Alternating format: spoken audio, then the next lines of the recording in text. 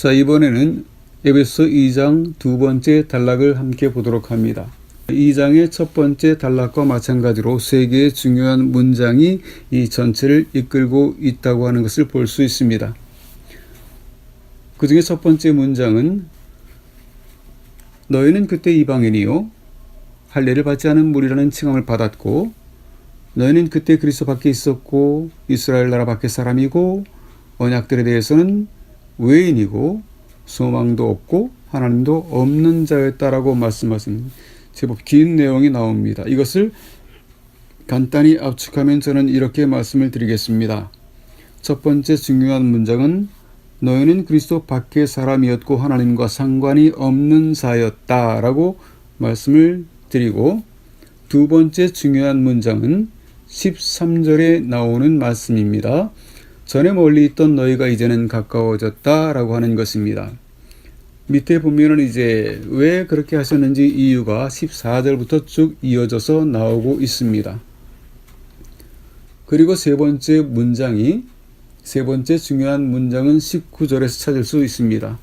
19절도 역시 동사가 여러 개가 언급되기 때문에 이 동사들 압축하는 것이 중요하겠죠. 어떤 얘기가 나옵니까? 그러므로 너희는 외인도 아니요 나그네도 아니요 성도들과 동일한 시민이며 하나님의 권속이다 라고 말합니다. 자, 첫 번째 중요한 문장을 기억하십니까? 너희는 그리스도 밖에 있는 자요 하나님과 상관이 없는 자였다. 두 번째, 전에 멀리 있던 너희가 이제는 그리스도의 피로 가까워졌다 라고 말씀을 하고 있습니다. 세 번째 중요한 문장은 성도들 동일한 시민이요 그리고 하나님의 권속이라고 하는 것입니다. 이 세 개의 문장이 두 번째 단락 전체를 이끌고 있는 내용이라고 말씀을 드릴 수가 있습니다. 그리고 역시 마찬가지로 첫 번째 단락에서 보았던 것처럼 두 번째 단락에서도 하나님께서 우리에게 그렇게 행하신 목적을 확인할 수가 있는데, 역시 그것은 20절에 있는 말씀입니다. 20절에 있는 말씀을 보면 너희는 그리스도 예수께서 친히 모퉁이 돌이 되신 사도와 선지자들의 터 위에 세우심을 입은 자라고 이야기하고 있습니다. 다시 말하면 이렇게 우리를 구원하신, 우리의 신분을 변화시키신 그 이유가, 그 목적이 무엇인가 하면 우리를 사도와 선지자들의 터 위에 세우기 위함이라고 말했습니다.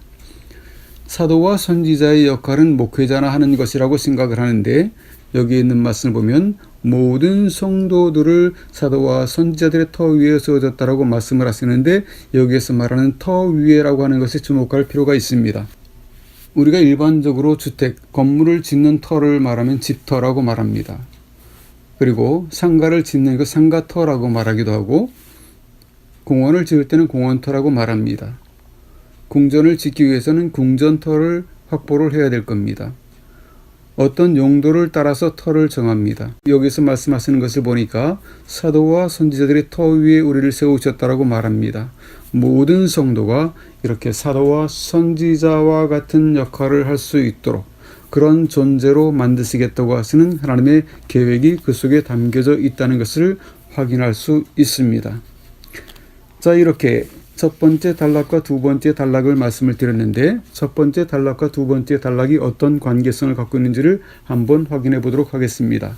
첫 번째 단락을 제가 말씀드릴 때 이 타이틀은 본질적인 구원에 관해서 기록이 되었다라고 말씀을 드렸고, 두 번째 이 단락에서는 사역적 구원에 관해서 기록했다라고 말씀을 드렸습니다. 정말 그런가 한번 확인해 보도록 하겠습니다. 첫 번째 단락, 이것을 A 단락이라고 말하고 두 번째 단락을 B 단락이라고 이렇게 이름을 붙이고 설명을 드리는 것이 좀 더 편리할 것 같습니다.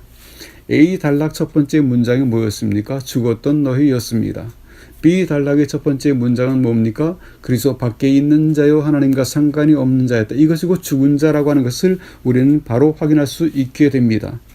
A 단락 두 번째 문장에 보면 궁일에 풍성하신 하나님께서 너희를 살리셨다라고 말씀을 하셨습니다. 두 번째 B 단락에 있는 두 번째 문장을 보면 거기에는 이제는 성도들과 가까워진 존재가 되었다라고 말합니다. 하나님께서 우리를 살리신 목적은 어떤 의지를 가지고 우리를 살리셨는데 그 살리신 이후에 하나님과 밀접한 관계를 가질 수 있도록 만들어 놓으셨습니다. A 단락 세 번째에 있는 말씀은 우리를 함께 일으키셔서 하늘에 앉게 하셨다라고 말씀을 하셨는데 B 단락 세 번째에 있는 말씀을 보면 성도들과 동일한 시민이요 그리고 하나님의 권속이라고 이야기를 합니다. 하늘에 앉혀진 자 그리고 하나님의 권속 뭔가 연결이 되지요?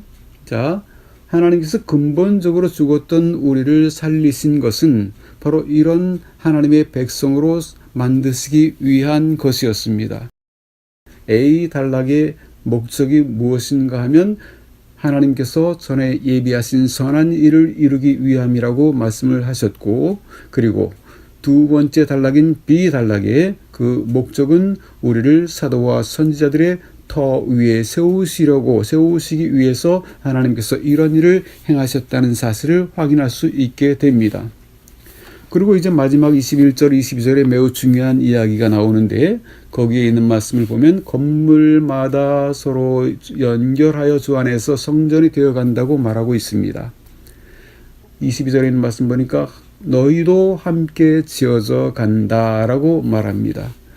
모든 성도가 서로 연결되어서 하나의 공동체를 이루게 되고 그 공동체 안에 성령 안에서 하나님의 거하실 처소가 된다라고 말합니다. 이 공동체는 하나님의 거하는 처소가 되는 것입니다.